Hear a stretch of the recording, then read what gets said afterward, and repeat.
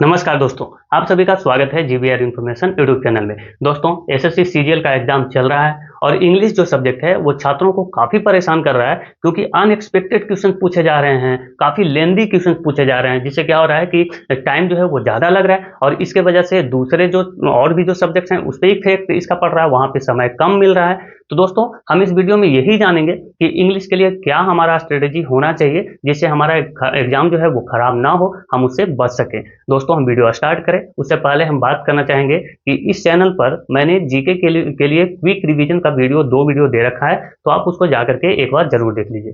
तो सबसे पहले दोस्तों हम बात कर लेते हैं किसका, कॉम्प्रिहेंशन की। तो जो कॉम्प्रिहेंशन है वो काफी लेंदी आ रहे हैं। मेरा एक सजेशन है कि आप उसे लास्ट में करें तो ज़्यादा अच्छा होगा। तो अगर लास्ट में आपके पास अगर लगे कि समय बच गया है तो आप उसको आप कर सकते हैं, क्योंकि काफ़ी लेंदी है। थोड़ा सा इसका जो क्या कहना चाह रहा है वो भी आपको समझने के लिए कम से कम 2 बार लगभग पढ़ना पड़ेगा, ठीक है ना। उसके बाद क्लोज टेस्ट जो है वो नहीं पूछे जा रहे हैं, क्लोज टेस्ट नहीं आ रहे हैं, क्लोज टेस्ट के स्थान पर जो है वो कॉम्प्रिहेंशन ही पूछा जा रहा है। बात करेंगे एंटोनिम और सिनोनिम का, तो एंटोनिम सिनोनिम जो है वो काफ़ी अनएक्सपेक्टेड आ रहे हैं और आप सभी जो अब जानते हैं कि एग्जाम जो है वो आपका तो स्टार्ट हो चुका है, तो इस समय जो है वो आप कुछ भी नहीं कर सकते इसके लिए, एंटोनिम और सिनोनिम के लिए, जो कि अनएक्सपेक्टेड है। जो आपने जो पहले से कर रखा है वो तो सही है, लेकिन उस तरह से जो प्रीवियस सेट्स का जो क्वेश्चन है वो काफी कम यहाँ पे देखने को मिले हैं। इससे अच्छा ये है कि अगर आ रहा है तो ठीक है, अगर नहीं आ रहा है तो उसको स्किप करके हमें आगे बढ़ना चाहिए। हाँ, एक काम आप कर सकते हैं कि अगर आप ऑप्शन एलिमिनेशन जो विधि है उससे अगर आप कर पा रहे हो तो कर सकते हैं, है ना, पॉजिटिव और निगेटिव चीजें छांट करके। बात करेंगे कि आप कहाँ स्कोर कर सकते हैं, मतलब वोकैबुलरी का मैंने बात कर दिया, वोकैबुलरी में आप कुछ नहीं कर सकते। बात करेंगे कि कहाँ आप स्कोर कर सकते हो, ठीक है, तो वो टॉपिक कौन कौन सा है, तो वो है नरेशन, यहाँ आप स्कोर कर सकते हैं। वॉइस, पाराजंबल, पाराजंबल हालांकि थोड़े से जो है वो लेंदी है, ज्यादा बड़ा बड़ा है, छोटा छोटा नहीं है कि एक सेंटेंस का है 4 पार्ट में काट के वो दे दिया, ऐसा नहीं है। कुछ कुछ आपको उसमें 3-4 सेंटेंस देखने को मिलेंगे, तो थोड़ा सा हार्ड है लेकिन आप उसको कर जाएंगे। सेंटेंस इंप्रूवमेंट जो है, अगर आपका ग्रामर का रूल, ग्रामर आपका अगर सही है, आपने अगर अच्छे से पढ़ रखा है तो आप इसमें स्कोर कर सकते हैं। बात अगर एरर डिटेक्शन की अगर करें दोस्तों, तो इसको भी कर सकते हैं। अगर आपको अगर ग्रामर का नॉलेज अगर है बढ़िया तो यहाँ से आप कर सकते हैं। बात क्या करें ये स्पेलिंग एरर, तो आपका जो प्रोनाउंसिएशन है, प्रोनाउंसिएशन का अगर यूज आप बढ़िया से जानते हो, लिखते हो बढ़िया से, तो अब ये भी आप कर पाओगे, ठीक है। बात समझ में आ रहा है। तो यहाँ से आप क्या कर सकते हैं ना, कि यहाँ से कम 14-15 क्वेश्चन आप यहाँ से इजीली तो नहीं बोल सकते लेकिन आप कर सकते हैं, ठीक है दोस्तों। अगर आपने बहुत अच्छे से पढ़ रखा है तो आप इसमें जो है वो स्कोर एकदम बिल्कुल आसानी से कर लोगे। अगर स्कोर अगर नहीं कर पाए तो प्लीज आप मेरे साथ आप 10 मिनट और रुको, ठीक है, 10 मिनट और रुको। कुछ मैं यहाँ पे आपके लिए कुछ रामबाण तरीका लेकर के आया हूँ, जिससे क्या होगा कि थोड़ा सा क्लियरिटी आएगी, ठीक है। एक बात लेकिन मैं पहले ही क्लियर कर दूं कि मैं यहाँ पे कोई भी क्वेश्चन डिस्क्लोज नहीं कर रहा है, जो कि एसएससी का जो नियम है उसको मैं पूरा पालन कर रहा हूँ, क्वेश्चन डिस्क्लोज नहीं हो रहा, ठीक है। तो चलिए सबसे पहले हम बात करते हैं कि जो सेंटेंस है उसका निर्माण किससे होता है। तो सेंटेंस में आप जानते हैं कि सेंटेंस जो है वो सब्जेक्ट प्लस वर्ब, है ना, subject plus verb plus object, ये इससे जो है वो सेंटेंस का निर्माण हो रहा है, सब्जेक्ट प्लस वर्ब से। अगर सब्जेक्ट अगर आपका अगर सिंगुलर है, सब्जेक्ट अगर सिंगुलर है तो आपका जो वर्ब है वो भी क्या होगा, सिंगुलर होगा, वर्ब भी क्या होगा, सिंगुलर होगा। अगर आपका सब्जेक्ट अगर प्लूरल है, मैं आगे आपको बहुत अच्छा सभी चीजें बताऊंगा, थोड़ा सा वेट कीजिए 10 मिनट से। प्लूरल अगर है तो वर्ब भी आपका क्या होने वाला है, प्लूरल होने वाला है। इस चीज का आपको काफी अच्छे से ध्यान रखना है। प्लस में आपको टेंस आनी चाहिए। अगर कोई पहले वाली जो सेंटेंस है उसमें अगर पास्ट की घटना है तो आगे भी जो आपको देखने को मिलेगा तो वो पास्ट में ही होना चाहिए। अगर प्रेजेंट में है तो आगे भी आपको प्रेजेंट ही देखने मिलना चाहिए, ठीक है। देखिए यहाँ पे कुछ हम रूल्स आपको और भी बताते हैं, बहुत अच्छे अच्छे। एक सेकंड, क्या हो रहा है भाई इससे, ओह सॉरी, इसको घटाना पड़ेगा। चलिए, ये क्या हो गया, ये तो बहुत आ गया, चलिए कोई बात नहीं। यहाँ पे देखें, तो सबसे पहले आप जानिए कि अगर किसी भी सेंटेंस में डू, डज या डिड है तो उसमें हमेशा हमेशा के लिए वर्ब वन ही आना चाहिए। कभी कभी क्या होता है ना कि निगेटिव सेंटेंस में आपको यहाँ पे फंसाया जाता है, जैसे बोला जाएगा you you do not, you do not please, you do not place, ऐसे लिख दिया जाएगा मान के चलिए। या फिर ही डज नॉट प्लेस, ही के साथ तो ऐसे भी अगर थर्ड पर्सन का सिंगुलर है तो वहां पे तो हम लगाते हैं ना भी 5, अगर हम यस लगा रहे हैं तो वर्ब 5 हो गया। तो यहाँ पे इस तरह से आपको फंसाया जा सकता है। तो आपको ध्यान रखना है कि अगर डू अगर कहीं भी दिखा है तो आप ये एकदम निश्चित लेके चलो कि कभी भी वर्ब का 5वां रूप, तीसरा, चौथा नहीं होगा, हमेशा क्या होगा, वर्ब का प्रथम रूप होगा, मतलब कि जो सिंपल वर्ब है वही होगा। जैसे कि मैं यहाँ पे लिखता हूं, जैसे कि हम यहाँ पे लिखते हैं गो, गो, गो हो गया सिंपल फर्स्ट फॉर्म। उसके बाद वेंट, ये सेकंड फॉर्म हो गया। गोन, ये थर्ड फॉर्म हो गया। गोइंग, ये हो गया फोर्थ फॉर्म, आईएनजी लगा दिया तो फोर्थ फॉर्म हो गया। उसके बाद गोज, गोज, ये हो गया फिफ्थ फॉर्म। ठीक है जी। तो यहाँ पे ध्यान रखना है कि हमेशा जो वर्ब है वो पहले फॉर्म में ही रहेगा। अगर कहीं किसी भी सेंटेंस में आपको is am are was were अगर दिखता है, is am are was were, तो हमेशा जो वर्ब है वो चौथे रूप में रहेगा, मतलब कि आईएनजी वाला फॉर्म में रहेगा। ठीक है, कौन सा फॉर्म में? आईएनजी वाला। जैसे कि यहाँ पे आपको देखिए एक सेंटेंस, राम इज प्लेइंग। मैं छोटा छोटा लिख रहा हूँ सेंटेंस, ऐसे क्वेश्चन पूछे नहीं जाते, लेकिन यहाँ पे सिर्फ बताने के लिए। ठीक है, यहाँ पे इज आया है तो ये जो वर्ब है वो हमेशा आईएनजी फॉर्म में होना चाहिए। ठीक है, हाँ कब वर्ब ये होगा? वर्ब थ्री फॉर्म में कब होगा? थर्ड फॉर्म में, जब वो पैसिव में होगा। अभी हम लोग पैसिव भी थोड़ा सा देखेंगे अच्छे से। हैज हैव हैड अगर कहीं सेंटेंस में दिखे तो हमेशा निश्चित है कि वो वर्ब का जो तीसरा रूप है वही होगा। जैसे I have eaten, I have eaten, मैं खा चुका हूं, इस तरीके के सेंटेंस। अगर हम देखें तो मोडाल्स वर्ब अगर आए, मोडाल में क्या क्या आता है मैं यहाँ पे लिख दे रहा हूं, can, could, may, might, will, would, shall, should, shall should, और एक has to, has to, has to. एक और होता है मस्ट, एक और होगा क्या? Must, must. तो देखो ये सिर्फ ऑस टू ये है, इसमें हमने अलग से टू नहीं लगाया। तो कभी भी मोडाल्स अगर आए तो आपको उसके बाद टू नहीं लगाना है। ठीक है, जैसे कि कैन के बाद जस्ट आप टू नहीं लगा सकते, वुड के बाद टू नहीं लगा सकते, मोडाल के बाद हमेशा आपको वर्ब का पहला फॉर्म ही लाना है। जैसे आई कैन स्विम, मैं तैर सकता हूं, है ना, तो पहला फॉर्म ही आएगा। और टू अगर कहीं दिखे तो टू के बाद हमेशा वर्ब का पहला रूप आएगा। ठीक है जी, जैसे कि यहाँ पे, अच्छा आगे हम उसका बात करेंगे, आगे आते हैं। तो ये चीजें आपको एकदम बिल्कुल ध्यान रखना है, आपको एरर डिटेक्शन में काफी ज्यादा हेल्पफुल होने वाला है। दोस्तों मैं एक चीज क्लियर कर दूं कि यहाँ पे बहुत क्विक रिवीजन हम लोग कर रहे हैं, तो ऐसा नहीं है कि हम यहाँ पे ग्रामर के 120 रूल्स पढ़ने वाले हैं, ऐसा नहीं है। जो कि यहाँ पे रामबन तरीका है वही हम लोग पढ़ेंगे। चलिए आगे आइए। अच्छा ये क्या हो रहा है भाई, एक सेकेंड दोस्तों, ये क्या कर दिया?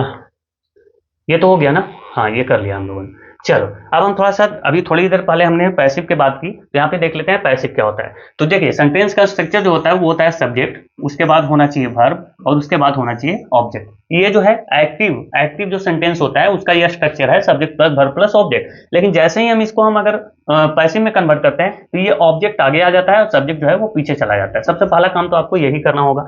क्या करना होगा? सब्जेक्ट आगे करना है, सब्जेक्ट को पीछे ले जाना है, और ऑब्जेक्ट को आगे लेके आना है सब्जेक्ट के रूप में। तो ये चीज आपको ध्यान रखना है। और आपको एक्टिव पैसिव कैसे समझना है, तो अगर वर्ब है यहाँ पे, उसके पहले अगर आपको अगर सब्जेक्ट दिख रहा है तो ये समझो कि ये एक्टिव वॉइस में है। किसमें है? एक्टिव सेंटेंस है।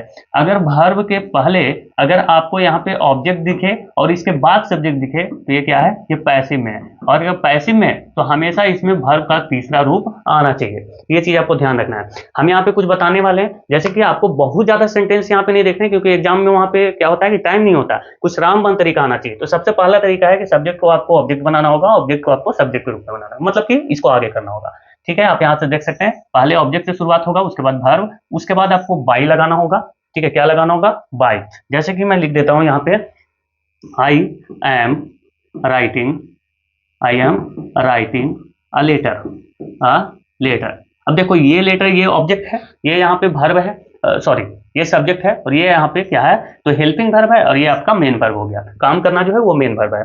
तो ये जो है आई पीछे चला जाएगा, और ये जो ऑब्जेक्ट है इसको हम सब्जेक्ट बनाएंगे। तो इसको क्या बनाएंगे? A letter, a letter is, a letter is. ठीक है जी। और उसके बाद यहाँ पे देखें तो ये आईएनजी फॉर्म में, तो इसके लिए हमें बीइंग भी लाना होगा। A letter is, a letter is being written, being written by, I का क्या बनेगा? ऑब्जेक्टिव फॉर्म मी। आई का ऑब्जेक्टिव फॉर्म क्या होता है? तो मी होता है। जैसे ही का हीज होता है, सॉरी ही का हिम होता है, और सी का हर हो जाता है, वी का अस हो जाता है। इसी तरीके से हमें चेंज करना होता है। जैसे आप देख सकते हैं, Reena gave me the box, Reena gave me the box. तो ये जो द बॉक्स है ये क्या है? आपका ऑब्जेक्ट है, इसको सब्जेक्ट बनाओ। द बॉक्स वाज, यहाँ पे आपको दिख रहा है कि वर्ब का ये सेकंड रूप है, तो इसलिए यहाँ पे वाज लाना होगा, और वाज, वाज आ गया। उसके बाद गिवन, वर्ब का तीसरा रूप, to me, verb to me यहां से आ गया, समझ रहे हो। The book was given to me, किसके द्वारा, तो रीना के द्वारा दिया गया। ठीक है जी, ये हो गया पैसे। अब यहाँ पे देखिए कुछ स्पेशल रूल्स हम दें, ये क्या कर रहा हूं मैं बार बार यार, चलो कोई बात नहीं। यहाँ पे आइए, देखिए ये जो है आपका रामबन तरीका है, इसको कम से कम आप ध्यान में रखो। अगर एक्टिव में आपको इधर जो है वो एक्टिव लिखा हुआ है, ठीक है, एक्टिव वॉइस, तो इस साइड आपका पैसिव में क्या होगा वो ध्यान देना है। अगर एक्टिव में डू डज या डिड दिख रहा है तो आपको पैसिव में is am are was were लाना है, डू डज डिड के लिए, ठीक है। अगर डिड है तो वाज वेयर आएगा, अगर डू या डज है तो इज एम आर में से कुछ आएगा, वो तो आपका जिसको आप सब्जेक्ट बना रहे होगे उसके अकॉर्डिंग वो चेंज होगा, उसके अकॉर्डिंग ही आएगा। और उसके बाद आपको वर्ब 3 लाना है। अगर is am are was were अगर दिख रहा है, इसका मतलब है कि ये कहीं ना कहीं इसके बाद वर्ब 4 आया होगा, हमने पीछे भी देखा, ठीक है। तो इसको क्या बनाना है, is am are was were लाना ही है, साथ में उसके बाद क्या लाना है, बीइंग, जैसा कि हमने एक एग्जाम्पल में बताया। और उसके बाद ये क्या आ गया भाई, सॉरी, यहाँ पे वर्ब 3 होना चाहिए, वर्ब 3 आना चाहिए, ठीक है, वर्ब 3 होगा। जैसे I am writing a letter is being written by me. चलो, हैज हैव हैड कहीं दिखे तो उसके बाद नेचुरल तरीका है कि भी 3 ही आएगा, तो इसके बाद हैज हैव हैड तो आएगा नहीं, इसके साथ हमें बीन लाना होगा, क्या लाना होगा, बीन, और उसके बाद वर्ब 3 लाना होगा। अगर आपको मोडाल्स वर्ब दिखे, मैंने बता दिया मोडाल वर्ब क्या होता है, तो उसके बाद हमेशा वर्ब 1 ही आएगा, तो हमें जो मेन वर्ब है वो लाना है। उसके बाद हमें इसमें बी जोड़ना है, क्या, बीई। अगर V4 अगर दिख रहा है कहीं तो बीइंग, अगर V3 दिख रहा है तो बीन, अगर आपको मोडाल्स दिख रहा है तो क्या लाना है, बी लाना है, उसके बाद वर्ब का थर्ड फॉर्म। अगर 2 प्लस B1 अगर दिखे तो 2 प्लस बी यहाँ लाना है और उसके बाद B3 जोड़ना है, ठीक है, वर्ब का तीसरा रूप। आप यहाँ पे ध्यान रखना कि अगर आपको ऑर्डर में अगर बात के दिखे, ऑर्डर में जैसे कि ट्रांजिटिव और इंट्रांजिटिव, यहाँ पे इंट्रांजिटिव लिखना भूल गया हूँ, कोई बात नहीं। अगर ट्रांजिटिव में अगर है तो फिर आपको क्या करना है, लेट आगे लगाना है, क्या लगाना है, लेट लगाना है। और उसके बाद तो आप समझ ही रहे हैं, उसके बाद आप समझ रहे हो कि ऑब्जेक्ट लाना है और उसके बाद बी लाना है, उसके बाद B3 लाना है। अगर इंट्रांजिटिव है तो हम ऑर्डर में यहाँ पे लगाएंगे पहले यू आर ऑर्डर टू, क्या लगेंगे, you are order to shut the door, है ना, इस तरीके से। तो फिर उसके बाद वर्ब 1, उसके बाद ऑब्जेक्ट। अगर यहां देखें तो रिक्वेस्ट में क्या होगा, तो यू आर रिक्वेस्टेड टू, जैसे कि ऑर्डर में क्या आया, यू आर ऑर्डर टू, तो अगर आप रिक्वेस्ट कर रहे हो तो you are requested to. Request कैसे हमें पता चलेगा, जैसे कि कोई सेंटेंस में अगर प्लीज वगैरह अगर लिखा हुआ है तो please give me a glass of water, तो इस तरीके के सेंटेंस में हम लिखेंगे यू आर रिक्वेस्टेड टू, उसके बाद V1। चलिए, तो ये जो है एक्टिव पैसिव में आपको काफी जो है वो सहायता प्रदान करेगा, ठीक है। तो यहां से आप स्कोर आसानी से कर सकते हो। जब भी आपको सेंटेंस दिखे तो आपको सबसे पहले क्या करना है, सब्जेक्ट को देखना है और उसको ऑब्जेक्ट रूप में चेंज कर देना है, ऑब्जेक्ट को सब्जेक्ट रूप में। उसके बाद सीधा आपको एकदम वर्ब देखना है, ठीक है, कुछ ध्यान नहीं देना, आपको सीधा वर्ब देखना है कि वर्ब में क्या हो रहा है, वो टेंस कौन सा है, ठीक है। तो आप आसानी से कर लोगे, इतना से ज्यादा नहीं आता, ठीक है ना। इतना अगर आप बढ़िया से कर लेंगे तो आसानी से आप ऑप्शन एलिमिनेट कर दोगे। आगे आइए, ये क्या हो गया, चलो ये तो हो गया ना, ये आइए। अब देखिए यहाँ पे कुछ और रूल्स है, ये मैं बता रहा हूँ, जैसे कि आर्टिकल्स वगैरह। आर्टिकल्स यहाँ से भी एरर डिटेक्शन में काफी आपको हेल्प होगा। जैसे कि सिंगुलर काउंटेबल नाउन है तो उसके बाद आपको जरूरी है कि ए या एन लाइए, जैसे कि आई एम बॉय, मैं लड़का हूँ, तो ये सेंटेंस ऐसे नहीं है, ये ऐसे नहीं लिख सकते। यहाँ पे हमें क्या है, ये जो है ये एक नाउन है, ये क्या है दोस्तों, एक नाउन है, और ये कैसा है, तो सिंगुलर है ना, सिंगुलर है, और ये काउंटेबल भी है, गिन भी सकते हैं, यानी कि सिंगुलर काउंटेबल नाउन है, तो इसके पहले ए या एन लाना होगा, तो हम इसके पहले क्यों ना ए लेके आ जाए, ठीक है, क्योंकि एन तो आएगा नहीं। और एन कहाँ आता है, तो ये आप देख लो एन कहाँ आता है, तो ये ध्यान रखना, vowel sound, vowel sound, vowel sound क्या होता है, तो वोवेल साउंड, और यहाँ पे मैं लिख दे रहा हूँ कॉन्सोनेंट साउंड, कॉन्सोनेंट साउंड, बहुत जल्दी में हूँ इसलिए थोड़ा सा ध्यान देना, रुकना नहीं है, बीच में स्किप नहीं करना है। वोवेल साउंड क्या होता है, तो ये मत बोल देना कि यही आई हुई वाला स्टार्ट हो रहा है तो यहाँ पे एन लगा देंगे, ऐसा नहीं है, ठीक है। वोवेल साउंड की बात हो रही है, तो वोवेल साउंड जैसे कि आप यहाँ पे देखो, मैं बहुत सारी चीज लिख देता हूँ, यूनिवर्सिटी, यूनिवर्सिटी, तो ये तो यू से शुरू हो रहा है, तो इसके पहले क्या आप एन लगा दोगे, तो आप बोलोगे नहीं, एन नहीं लगा सकते, क्योंकि इसका साउंड जो है वो वोवेल साउंड नहीं है। जैसे कि हम यूनिवर्सिटी लिखें तो इस तरीके से लिखेंगे यूनिवर्सिटी, ऐसे शुरुआत में क्या आया, या, तो या जो है वो वोवेल नहीं है, ये कॉन्सोनेंट है। मतलब कि कॉन्सोनेंट हम कहाँ से, तो क ख ग घ जो आप पढ़ते हो हिंदी में, तो वहां से आप पकड़ो, ठीक है, ये हो गया क्या, कॉन्सोनेंट साउंड। अगर वोवेल साउंड की बात करें तो जो आ ई पढ़ते हो ना, आ ई ई उ री ए ओ अंग, तो ये जो है वोवेल साउंड है, ठीक है जी। तो वोवेल साउंड ये आपको देखना पड़ेगा, जैसे कि हम यहाँ पे एक लिखते हैं आवर, आर, ठीक है। अगर हम लिख देते हैं ऑनेस्ट, ऑनेस्ट मैन, ठीक है। अगर हम लिख देते हैं यूनिटी, ठीक है, अगर लिख देते हैं यूनिटी, अगर हम लिख देते हैं यूनिवर्सिटी, यूनिवर्सिटी लिख दिया है क्या, चलो यूनिवर्सिटी लिख दिया है। यूरोपियन लिख लो, यूरोपियन, ठीक है, यूरोपियन। तो क्या आएगा, आवर यहाँ पे अगर देखें तो आ से हम इसको पढ़ते हैं तो यहाँ पे एन होगा। अगर ऑनेस्ट देखें तो ये भी आ से पढ़ते हैं तो यहाँ पे भी एन होगा। अगर यूनिवर्सिटी देखें तो यू ऐसे पढ़ते हैं जो कि क्या है, कॉन्सोनेंट साउंड है, तो यहाँ ए लगेगा। अगर यूरोपियन देखें तो ये भी यू से शुरू होता है, यहाँ पे भी ए लगेगा, ठीक है। तो ये ध्यान देना। उसके बाद नॉन और रिपीटेड नॉन में क्या करना है हमें, तो द लगाना है। जैसे कि अगर किसी के बारे में, और ये PQRS में भी आपको काफी सहायता करेगा। जैसे कि हमने राम के बारे में अगर मैंने लिखा this is a pen, this is a pen, pen is good, pen is red, ठीक है। तो दिस इज अ पेन, एक पेन है। अब हम उसी पेन के बारे में अगर बात कर रहे हैं तो इस पेन के आगे हमें क्या लगाना होगा, द लगाना होगा, द पेन इज रेड, ठीक है, क्योंकि हम उसी पेन के बारे में बात कर रहे हैं जिसको हम जानते हैं, ठीक है। तो ये जो है ये द का यूज करेंगे, क्योंकि द क्या है, एक डेफिनिट आर्टिकल है, डेफिनिट आर्टिकल है। मतलब कि अगर हम किसी चीज को जान रहे हैं और उसी की हम बात कर रहे हैं तो हम द जरूर लगाएंगे। उसके बाद यूनिक अगर कोई नाउन आया तो द लगाना है। जैसे कि जो चीज संसार में सिर्फ एक है, जैसे कि सूरज, चांद्र, है ना, ब्रह्मांड वाली जो चीजें हैं वो। अगर पर्वत श्रेणियों का नाम है तो, अगर जंगलों का नाम है तो, रिवर का नाम है तो जो चीज दुनिया में एक है, यूनिक है, तो उसके पहले हमें द लगाना होगा। अगर हम देखें जनरल ट्रूथ है तो उसमें क्या होगा, कोई भी आर्टिकल नहीं आएगा। अगर जनरल ट्रूथ है तो उसमें आर्टिकल आपको नहीं लगाना है।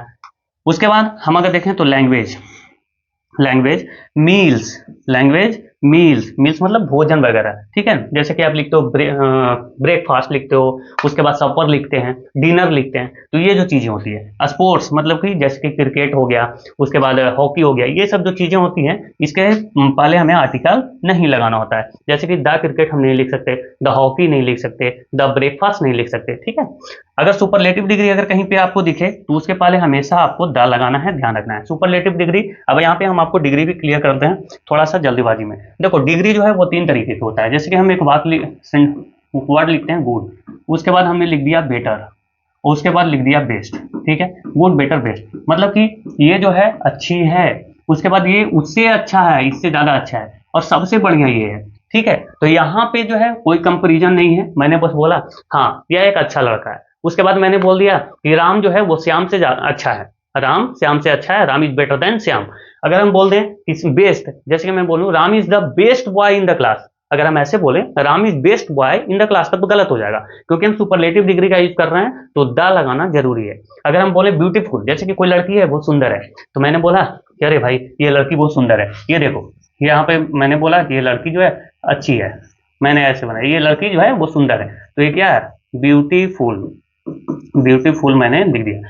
तो एक और आई, इससे भी हमें सुंदर लगी, क्योंकि हम लोगों का तो नजर आप जानते ही हैं, चलो तो ये हमें उससे ज्यादा सुंदर लगी, है ना, ये थोड़ा सा हंस भी रही है, तो ये सुंदर लगी, तो मैंने इसके लिए बोला ये मोर ब्यूटीफुल, ये क्या लिख दिया, मोर ब्यूटीफुल। अगर उधर से आ गई एक ऐश्वर्या राय, देखो यहाँ पे ऐश्वर्या राय, ये एकदम इसकी आंखें बहुत नशीली वाली है, ठीक है।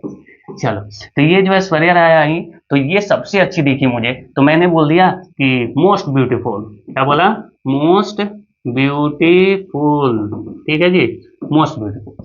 चले तो ये आपको देखना है कि सुपरलेटिव डिग्री अगर कहीं भी है तो आपको क्या लाना है, दाल। एक चीज और ध्यान रखना दोस्तों, बहुत इंपॉर्टेंट है, आपको अगर कहीं पे भी इस तरह के वाक्य दिखे, जैसे कि superior, interior, superior, interior, exterior, exterior, ठीक है, जूनियर, सीनियर, ठीक है, मतलब कि IOR अगर कहीं पे आया हुआ है लास्ट में, तो ये जो है इसके बाद हमें दाएं नहीं लगाना है। मतलब कि कंपैरेटिव डिग्री में, जैसे कि मैंने अभी थोड़ी देर पहले क्या बोला, कंपैरेटिव डिग्री का यूज दो व्यक्तियों की तुलना हम करते हैं, जैसे कि Mohan is better than Sohan, Mohan is better than Sohan. अगर हम लिख देते कि Mohan is senior then Sohan, Mohan is senior then Sohan, तो गलत हो जाता, क्योंकि सीनियर में हमें देन नहीं लाना होता, इसमें हमें क्या लाना होता है, टू लाना होता है, ठीक है। Exterior to, superior to, junior to, इस तरीके के। चलिए आगे बढ़ते हैं, ये इंपॉर्टेंट था तो मैंने यहाँ पे क्लियर कर लिया। आगे आगे ये हो गया चलो, अब यहाँ पे जो है सबसे इंपॉर्टेंट हमारा है कि अभी हम नरेशन थोड़ा सा फटाक से देख लेते हैं। तो सबसे पहले स्टेप 1 में आपको नरेशन जैसे ही दिखे तो आपको पहचानना है कि ये डायरेक्ट में है या फिर इनडायरेक्ट में है, डायरेक्ट वाक्य है या फिर इनडायरेक्ट है। तो जैसे कि ये तो आप खुद ही आपको पता चल जाएगा। जैसे कि हम यहाँ पे लिखे हैं, ये क्या लिख दिया, सीता सेड, सीता सेड, यहाँ पे इन्वर्टेड कॉमा बंद किया, Sita said I am working, I am working, मैंने ऐसे ही लिखा है सेंटेंस को। तो ये जो देखो, ये आपको क्या दिखता है, ये जो है वो रिपोर्टिंग वर्ब है। उसके बाद ये क्या है, तो ये जो है वो रिपोर्टेड स्पीच है, जो कि वाक्य, जो कि कथन है। तो ये आपको देखना है कि डायरेक्ट है या इनडायरेक्ट। इसको जब हम इनडायरेक्ट में चेंज करते हैं तो यहाँ पे डायरेक्ट का प्रयोग कर लेते हैं, डायरेक्ट का प्रयोग करते हैं ना। तो और जो सब्जेक्ट होता है वो जैसे कि यहाँ पे लिख देते हैं SON, सन रूल, आप ध्यान रखना, 1 2 3, 1 2 3। सब्जेक्ट जो है वो फर्स्ट पर्सन के अकॉर्डिंग चेंज होगा, सॉरी, फर्स्ट पर्सन जो है वो सब्जेक्ट के अकॉर्डिंग चेंज होगा, सेकंड पर्सन ऑब्जेक्ट के अकॉर्डिंग चेंज होगा। मैंने यहाँ पे गलती बोल दिया था, ध्यान देना। फर्स्ट पर्सन कौन होता है, आई वी, ये जो है सब्जेक्ट के अकॉर्डिंग चेंज होगा। अगर यहाँ पे आई है तो इसके लिए हम यहाँ पे इससे चेंज करेंगे, सब्जेक्ट से। तो सीता अगर आया है तो इसके लिए फिर हम क्या लाएंगे, इसके लिए सी, ठीक है, सीता लड़की है तो सी लेके आएंगे।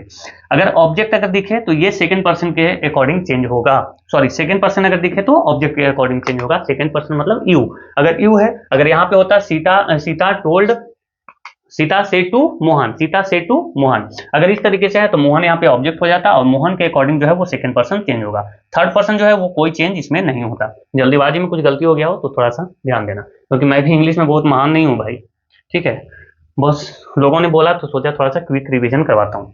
चलो, स्टेप 2 में क्या करना है कि रिपोर्टिंग वर्ब की आपको जांच कर लेना है कि रिपोर्टिंग वर्ब किस तरीके की है। अगर आप जैसे कि ही सेड है ना, ही आस्क्ड, अगर आपको देखिए दे टोल्ड, तो ये सारे क्या हैं, ये पास्ट टेंस में है। कौन सा टेंस में है, पास्ट टेंस में। अगर पास्ट टेंस में है तभी रिपोर्टेड स्पीच चेंज होगा, अन्यथा नहीं होगा। अगर प्रेजेंट टेंस या फिर फ्यूचर टेंस में अगर रिपोर्टिंग वर्ब अगर दिखे, रिपोर्टिंग वर्ब मैंने बता दिया आगे वाला जो होता है वो, अगर प्रेजेंट टेंस जैसे कि ही सेज, ठीक है, ही सेज, अगर ऐसा दिखे प्रेजेंट टेंस या फिर फ्यूचर टेंस में तो आपको रिपोर्टेड स्पीच में कोई बदलाव नहीं करना, टेंस में बदलाव नहीं होगा। अगर सिर्फ पास्ट टेंस में दिखे जैसे कि he said, she asked, they told, तभी आपको रिपोर्टेड वर्ब का जो टेंस है वो क्या है देखने के बाद आपको रिपोर्टेड स्पीच में बदलाव करना होगा, ठीक है। हम देखेंगे कि अगर प्रेजेंट जो डायरेक्ट स्पीच हम देखेंगे, रिपोर्टिंग स्पीच जैसे कि प्रेजेंट सिंपल में है, क्या है, simple present tense. Simple present tense कौन होता है, तो आपको उसमें V1 या फिर V5 दिखेगा, ठीक है। जैसे कि यहाँ पे गो लिखा हुआ है तो ये किसमें बदल जाएगा, पास्ट सिंपल में, मतलब कि प्रेजेंट सिंपल जो है वो पास्ट सिंपल में, प्रेजेंट कंटिन्यूअस पास्ट कंटिन्यूअस में, प्रेजेंट परफेक्ट पास्ट परफेक्ट में, present perfect continuous past perfect continuous में, पास्ट इंडिफिनिट या फिर सिंपल पास्ट, ये पास्ट परफेक्ट में चेंज हो जाएगा, और पास्ट परफेक्ट में ही चेंज होगा, ठीक है। लेकिन पास्ट कंटिन्यूअस जो है वो पास्ट परफेक्ट में चला जाएगा, ठीक है। तो ये चीजें ध्यान रखना है। विल जो है वो क्या बन जाएगा, तो वुड बन जाएगा, और कैन किस में हम चेंज कर देंगे, तो कुड में चेंज कर देंगे। यहाँ पे आप ये भी देख सकते हो जैसे कि सिंपल प्रेजेंट टेंस में गो आया है तो इसमें पास्ट में हम जाएंगे तो वेंट हो जाएगा, जो क्योंकि हमें पास्ट सिंपल में V2 का यूज करते हैं, ठीक है। अगर प्रेजेंट कंटिन्यूअस की बात करें तो यहाँ पे V4 है, ये तो वर्ब 4 है ना, गोइंग, तो इसमें हमने क्या, जैसे इज गोइंग है तो यहाँ पे हम पास्ट कंटिन्यूअस में क्या लगाएंगे, तो वाज गोइंग। यहाँ पे गोइंग कहाँ चला गया भाई, लगता है इधर आ गया, चलो कोई बात नहीं। प्रेजेंट परफेक्ट में जैसे कि हैज गोन दिख रहा है, हैज के बाद V3, तो इसको हम क्या करेंगे, हैड गोन कर देंगे, मतलब कि हैड के बाद V3। अगर पास्ट सिंपल देखें जैसे कि वेंट, तो ये V2 है तो इसको हम पास्ट परफेक्ट में करेंगे और हैड प्लस V3 लगाएंगे, ठीक है। तो ये आपको ध्यान रखना है। उसके बाद हम बात करें कि और क्या हमें इसमें करना होगा नरेशन के लिए, तो ये मैंने बता दिया कि अगर रिपोर्टिंग वर्ब प्रेजेंट या फिर फ्यूचर में है तो टेंस में बदलाव नहीं होगा। अगर और बात करें तो स्टेप 4 में आपको क्या करना है कि प्रोनाउन को बदल देना है। रिपोर्टेड स्पीच में सब्जेक्ट और ऑब्जेक्ट के अनुसार प्रोनाउन बदलते हैं, मैंने आपको थोड़ी देर पहले भी बताया कि प्रोनाउन भी बदलते हैं। किसके अनुसार, तो ये देखो 1 2 3, SON, मतलब कि फर्स्ट पर्सन जो है वो सब्जेक्ट के अनुसार, सेकंड पर्सन ऑब्जेक्ट के अनुसार, थर्ड पर्सन नो चेंज, ठीक है। तो ये आपको देखना है। जैसे कि मैंने एक एग्जांपल लिया, ही सेड, ये पास्ट दिख रहा है आपको, पास्ट में दिख रहा है। आई एम हैप्पी, मैं कैसा हूं, मैं, उसने बोला कि मैं खुश हूं, तो इसी को हम इनडायरेक्ट में कैसे बोलेंगे, ही सेड, इन्वर्टेड कॉमा हटाएंगे, उसके स्थान पे दैट लाएंगे, ठीक है, पहले क्या है दैट। अब यहाँ पे ये दिख रहा है फर्स्ट पर्सन, तो इसको हम किससे चेंज करना है, सब्जेक्ट के, तो सब्जेक्ट क्या है, ही, तो इसकी जगह पे ही आ गया। अब हमें ये दिख रहा है क्या, तो प्रेजेंट इंडेफिनिट, सॉरी हाँ प्रेजेंट इंडेफिनिट यानी सिंपल प्रेजेंट में है ये। अगर सिंपल प्रेजेंट में है तो हमें इसको सिंपल पास्ट में ले जाना होगा, यानी कि एम के जगह पे हम वाज लेके आएंगे और हैप्पी को हैप्पी, बन गया। ठीक है, तो ये देखना आपको। उसके बाद आगे बात करें तो ये देखो क्या आपको चेंज करना है, तो टाइम और प्लेस के वर्ड्स आपको बदलने हैं। जैसे कि डायरेक्ट स्पीच में अगर आपको नाउ कहीं पे दिखता है, क्या दिखता है, एक सेकंड रुकना, नाउ दिखता है तो उसको हम देन करेंगे या फिर एट दैट टाइम करेंगे। अगर दिस कहीं पे दिखे तो उसको दैट कर देना है, दूर बनाना है, दूर भगाना है उसको। ये स्टडे अगर दिखे तो द प्रीवियस डे आपको करना है, क्योंकि बीता हुआ दिन है ये। अगर आपको दिखा 10 मिनट अगो, 10 मिनट पहले या फिर टुमारो, तो इसको करेंगे 10 मिनट बिफोर। ठीक है, या फिर the next day, the following day. ठीक है, ध्यान देना, थोड़ा सा आवाज हो रहा है बगल में, शायद डॉग्स बार्किंग कर रहे हैं, डॉग्स आर बार्किंग। चलिए, लास्ट नाइट या फिर मंथ, लास्ट नाइट हो, मंथ हो या ईयर हो, तो इसको आपको द प्रीवियस नाइट या प्रीवियस मंथ या फिर द प्रीवियस ईयर में चेंज करना होगा। अगर आपको टू नाइट दिख रहा है तो आपको उसको दैट नाइट में बदल देना है। दीज या फिर हेयर दिख रहा है तो आपको दोज या फिर देयर में चेंज करना है, दीज को दोज और हेयर को देयर। ठीक है, तो ये चीज आपको ध्यान रखना है, इससे भी आप पकड़ सकते हैं नरेशन को। ठीक है ना, आगे आइए। अगर ये बहुत इंपॉर्टेंट है, इसको देख लो।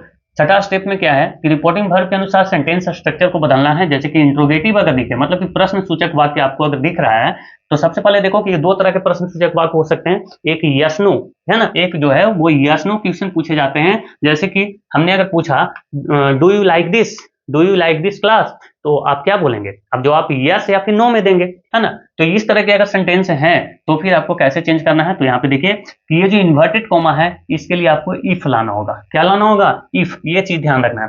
अगर WH क्वेश्चन है, WH क्वेश्चन का मतलब कि वेयर आर यू गोइंग या फिर व्हाट इज योर नेम, तो आप इसमें आप नाम अपना बताएंगे, है ना। आप या फिर मैं आपसे पूछूं वेयर आर यू गोइंग, आप कहाँ जा रहे हो, तो आप बताओगे कि मैं यहाँ जा रहा हूँ, है ना। वेयर डू यू लिव, तो आप बताओगे कि हाँ मैं कहाँ रह रहा हूँ। तो फिर इस तरह के जो होते हैं वो WH क्वेश्चन होते हैं, इसमें आपको आंसर देना होता है। इसमें यस नो तो नहीं बोल सकते ना, तो इसमें क्या होगा कि इन्वर्टेड कॉमा के स्थान पे हम कुछ भी नहीं लाएंगे और वेयर को हम वेयर ही रहने देंगे। ठीक है, समझ गए। चलिए, अगर कहीं पे अगर आपको अगर निगेटिव दिखे तो चलो निगेटिव वाला मैं देख लेता हूँ कि लिखा हूँ या फिर नहीं, वो आपको मैं बताता हूँ। अगर वो लिखा हुआ होगा तब तो बढ़िया है, शायद नहीं लिखा क्या, चलो अगर निगेटिव में दिखे तो आपको वेदर लगाना है। क्या लगाना है, वेदर। चलिए देखते हैं, यहाँ पे इंपेरेटिव सेंटेंस कहने का मतलब है कि अगर कमांड या फिर रिक्वेस्ट दिखे तो क्या करना है, तो आपको या तो टू यूज करना है या तो नॉट टू यूज करना है। टू का भी यूज करना है जब वो ऐसे हो, he said open the door, open the door, तो ये निगेटिव सेंटेंस नहीं है। ठीक है ना, तो ही टोल्ड मी टू, इसके स्थान पे क्या लाना है, टू ओपन द डोर। अगर हम नॉट टू कहाँ यूज करेंगे, जब वो निगेटिव में हो, जैसे कि ही सेड डोंट शाउट, है ना। तो इनडायरेक्ट जब बनाएंगे तो ही टोल्ड मी, यहाँ पे क्या लाएंगे, नॉट टू, क्या लाएंगे, नॉट टू। जब वो इसमें क्या हो कि अगर निगेटिव नहीं है तो सिर्फ टू, अगर निगेटिव आ गया है तो नॉट टू। ठीक है, एक चीज ध्यान रखना है कि कभी भी कोई भी अगर सेंटेंस है, यहाँ पे मैं नरेशन की बात नहीं कर रहा, पूरा अलग रूल बता रहा हूँ कि कभी भी दो निगेटिव जो वर्ड्स हैं वो एक सेंटेंस में नहीं आ सकता, वो क्या हो जाएगा, सुपरफ्लुअस हो जाएगा। चलिए, यहाँ पे मैं PQRS की बात कर लेता हूँ कि PQRS में आपकी क्या सहायता कर सकता है।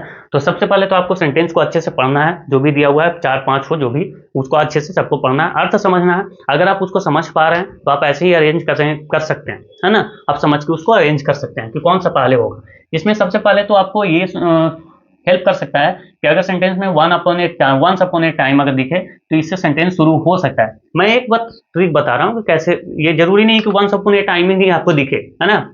आपको बहुत सारी चीज दिख सकती है, जैसे कि आपको अगर कहीं पे अगर दिख जाए सब्जेक्ट, क्या दिखे, सब्जेक्ट, और उसमें उसके बाद जो और भी जो 3 सेंटेंस है उसमें आपको शुरुआत कहीं भी सब्जेक्ट से नहीं हो रहा, जैसे कि यहाँ ही से शुरू हो रहा है, यहाँ अगर मान के चलो इफ से शुरू हो रहा है या फिर कुछ और है, तो आप डेफिनेटली सब्जेक्ट पे जा सकते हो। मतलब कि कोई नाम अगर आ गया, राम वगैरह, तो अगर इंडिया की बात हो रही है तो इंडिया आ सकता है। ठीक है, इस तरीके की देखो, देयरफॉर ही डिसाइडेड, ये जो है इस तरीके की बात अंत में आती है। जैसे कि फाइनली ये भी क्या होता है, लास्ट में आ सकता है, तो ऐसे देखना है। कनेक्टर्स आपको ढूंढना है, कनेक्टर्स ऑफ प्रोनाउंस को पहचानो और कुछ शब्दों से पहचान सकते हो कि वो वाक्य किससे जुड़ रहा है। कौन कौन हम पहचान सकते हैं, जैसे कि हम पहचान सकते हैं बट से, बट ऑल्सो वगैरह आता है ना, एंड से पहचान सकते हैं। बिकॉज हम पहचान सकते हैं, जैसे कि बिकॉज रीजन बताने के लिए आता है ना, कि अगर कोई पहले कुछ हुआ उसका रीजन बता रहे हैं तो हम बिकॉज वहां पे आगे वाला सेंटेंस में आना चाहिए। सिंस से हम पहचान सकते हैं, ऑल्दो, हाउएवर, है ना, एक्सेट्रा। ये सब जो है इससे हम क्या कर सकते हैं, कनेक्टर्स को पहचान सकते हैं और दो वाक्य को हम क्या कर सकते हैं, कनेक्ट कर सकते हैं।